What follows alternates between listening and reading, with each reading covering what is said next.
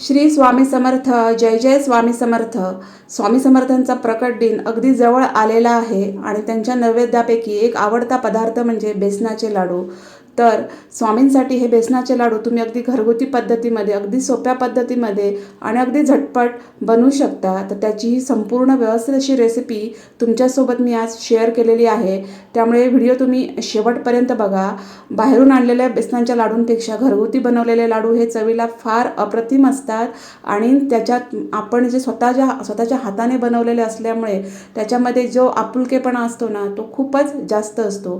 तुम्ही बघू शकता, खूप छान असे हे लाडू तयार झालेले आहेत, एकदम परफेक्ट आणि अगदी कमी साहित्यात मी हे बनवलेले आहेत. एकदम रेसिपी मी तुम्हाला नीट समजावून सांगितलेली आहे. त्यामुळे व्हिडिओ तुम्ही शेवटपर्यंत बघा आणि तुम्ही जर माझं चॅनल सबस्क्राईब केलं नसेल तर प्लीज सबस्क्राईब करा. सबस्क्रिप्शन एकदम मोफत आहे. तर इथं मी 1 कप चणा डाळ घेतलेली आहे. मी डायरेक्ट बेसनपासून हे लाडू नाही बनवणार आहे, तर हे चणा डाळ वापरून मी लाडू बनवणार आहे. त्यामुळे हे लाडू अतिशय रुचकर असे होतात. तर ही 1 कप चणा डाळ आहे, तर ती मी मंद गॅस फ्लेमवर भाजून घेतलेली आहे. पहिली चणा डाळ भाजून घ्यायची, म्हणजे बेसनाचे लाडू आहेत ते अधिक खूप सुरेख असे तयार होतात. कच्चेपणा त्याचा पटकन निघून जातो. तर मंद गॅस फ्लेमवर एक 5 ते 10 मिनटं मी ही चणा डाळ व्यवस्थित भाजून घेतलेली आहे. तुम्ही बघू शकता. फक्त चणा डाळ करपवायची नाही, तिचा रंग बदलावायचा नाही, फक्त ती रोस्ट झाली पाहिजे एवढीच काळजी घेतली पाहिजे. आणि ती मी पूर्ण गार करून घेतलेली आहे आणि नंतर मी मिक्सरमध्ये काढून घेतलेली आहे. गरम गरम चणा डाळ कधीही मिक्सरला लावायची नाही, ती पूर्ण गार करून घ्यायची आणि मिक्सरला याचं हे बघा रवाळ असं पीठ करून घ्यायचं. एकदम बारीक बेसन आपल्याला नाही करायचं आहे, आपल्याला असे थोडे रवाळ असे लाडू पाहिजेत. त्यामुळे पीठ पण आपण थोडंसं रवाळ करून घ्यायचं आहे. तर हे बघा, छान असं पीठ आपलं तयार झालेलं आहे. आता मी तुम्हाला हे मोजून दाखवते. 1 कप चणा डाळीचं बरोबर 1.5 कप हे पीठ तयार झालेलं आहे. कुठल्याही बुरा साखर किंवा रवा न वापरता मस्तपैकी असे हे रवाळ असे हे प्युअर बेसनचे लाडू तयार झालेले आहेत. तर मी बघा, हे बेसन आहे ते मोजून घेतलेलं आहे. तर बरोबर हे 1.5 कप बेसन झालेलं आहे. चवीला खूप छान लागतात. तुम्ही नक्की एकदा हे अशा प्रकारे फ्राय करून बघा. आणि चणा डाळ आपण अगोदर जेव्हा मंद गॅस फ्लेमवर भाजून घेतो त्यामुळे त्याचा जो कच्चेपणा आहे तो निघून जातो आणि नंतर आपल्याला बेसन आहे ते जास्त वेळ भाजावं नाही लागत. तर बरोबर 1.5 कप ही चणा डाळ झालेली आहे. तर गॅसची फ्लेम मी चालू केलेली आहे, कढई गरम करून घेतलेली आहे आणि मंद गॅस फ्लेमवर पुन्हा हे बेसन मी भाजून घेतलेलं आहे. तुम्ही बघू शकता, अजिबात घाई करायची नाही बेसन भाजताना आणि गॅसची फ्लेम फुल ठेवायची नाही. स्लो गॅस फ्लेमवरच अगदी आरामात हे बेसन भाजलं पाहिजे. हे बघा, हे असं केल्यामुळे सुद्धा बेसनचा जो कच्चेपणा आहे तो पटकन निघून जातो आणि तुपात आपल्याला जास्त वेळ बेसन भाजावं लागत नाही. तर बघा, इथं मी बरोबर अर्धा कप हे तूप घेतलेलं आहे. आपलं 1.5 कप पीठ झालेलं आहे, त्याच्यासाठी मी अर्धा कप तूप घेतलेलं आहे. पण हे तूप घट्ट आहे त्याच्यामुळे हे अर्धा कप आहे. जर तुमचं तूप मेल्ट झालेलं असेल तर तुम्ही ते 1.5 कप घेऊ शकता. आणि आता तुपामध्ये हे बेसन आहे ते मी छान असं भाजून घेतलेलं आहे. खूप छान असं परतवून घ्यायचं तुपामध्ये बेसन. हे करताना पण गॅसची फ्लेम स्लोच ठेवायची. अगदी 5 ते 10 मिनटं लागतात. छान असं तुपामध्ये बेसन भाजून घ्यायचं. खूप सुंदर असा त्याचा वास सुटतो. मंद गॅस फ्लेमवर सतत ढवळत राहून हे जे बेसन आहे ते छान असं तुपामध्ये भाजून घ्यायचं.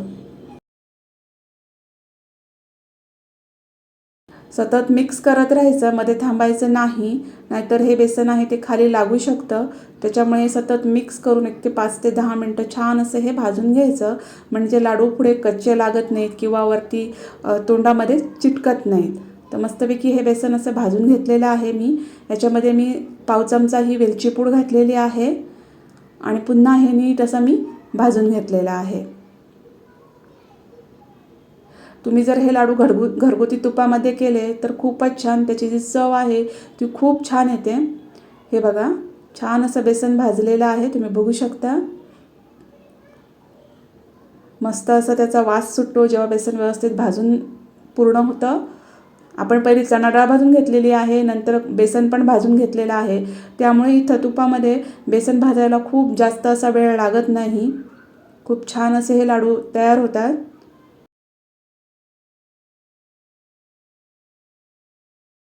आता मी याच्यामध्ये पिठी साखर घातलेली आहे.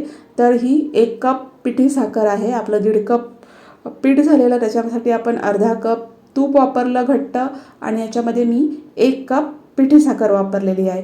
तर हे प्रमाण जे आहे ते परफेक्ट आहे. तर अशाच प्रमाणामध्ये तुम्ही हे लाडू बनवू शकता. आता पिठी साखर आहे तर ती मी या बेसनसोबत छान अशी एकत्र करून घेतलेली आहे. आता तुम्ही गॅसची फ्लेम बंद केली तरी चालेल. गॅसची फ्लेम बंद करून घ्यायची आणि ही पिठी साखर आहे ही तुपासोबत खूप छान अशी एकत्र करून घ्यायची. तुपाचं प्रमाण थोडं कमी जास्त झालं तर काय करायचं ते पण मी तुम्हाला इथे सांगणार आहे. खूप छान असं हे एकत्र करून घ्यायचं मिक्सर आणि गार करून घ्यायचं. समजा तुपाचं प्रमाण जास्त झालं तर त्याच्यामध्ये थोडा तुम्ही रवा भाजून घालू शकता किंवा थोडं बेसनसुद्धा भाजून घालू शकता. आणि समजा तुपाचं प्रमाण कमी वाटलं तर त्याच्यामध्ये तुम्ही नंतर परत तूप गरम करून थोडं थोडं करून घालू शकता. तर हे बघा मी पूर्ण बेसन गार करून घेतलेलं आहे. हे पूर्ण गार करून घ्यायचं, एकदम थंड करून घ्यायचं. तुम्ही इवन रात्री हे व्यवस्थित भाजून ठेवलं आणि सकाळी उठून त्याचे लाडू केले तरी चालेल. तर मस्तपैकी असं एक गार करून घेतल्यानंतर मी हे छान असं पुन्हा एकदा एकत्र करून घेतलं, म्हणजे त्याच्यामध्ये गुठळ्या राहणार नाहीत. छान स्मूथ असं एकदम एक बॅटर तयार होईल. तर मस्तपैकी मी सगळं हे असं एकत्र करून घेतलं आहे, पूर्ण निघून घेतलं आणि मस्त मळून घेतलं आहे. बघा त्याच्यामध्ये मी गुठळ्या ठेवलेल्या नाही आहेत. आणि नंतर मग मी याचे लाडू वळून घेतलेले आहे. तुम्हाला जेवढ्या आकाराचा लाडू वळायचा आहे तर त्या आकाराचा तुम्ही लाडू वळू शकता. स्वामींना जो नैवेद्य आवडतो त्याच्यामध्ये बेसनाचा लाडू हा एक खूप आवडता त्यांचा पदार्थ आहे. प्रकट दिन अगदी जवळ आलेला आहे, त्यामुळे तुम्ही अशा पद्धतीने घरगुती पद्धतीने स्वामींसाठी लाडू नक्की बनवा. डेकोरेशनसाठी मी इथं काजूगर वापरलेला आहे. तुम्ही मनुका किंवा कुठलंही तुमचं आवडतं ड्रायफ्रूट्स इथं वापरू शकता. आणि छान असे लाडून वळून घ्यायचे, पटपट वळून होतात. हे बघा मस्त असा गोल आकार द्यायचा आणि मस्त असे लाडू वळून घ्यायचे. हे बघा खूप सुरेख असे लाडू तयार होतात. हे चवीला खूप अप्रतिम छान असा हा लाडू वळून झालेला आहे. तर अशाच पद्धतीने मी बाकीचे लाडू वळून घेतलेले आहेत. बाजारी जर लाडू विकत आणायला गेलं तर ते खूप महाग पडतात.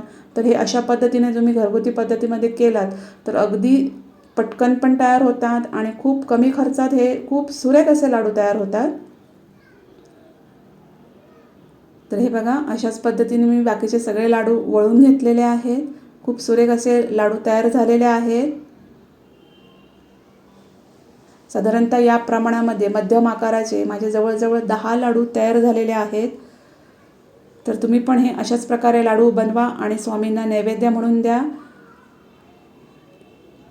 तर व्हिडिओ कसा वाटला ते मला कमेंट्समध्ये नक्की सांगा. व्हिडिओ आवडला असेल तर त्याला लाईक करा, शेअर करा, माझ्या चॅनलला सबस्क्राईब करा. आपण भेटू नेक्स्ट व्हिडिओमध्ये. थँक्यू.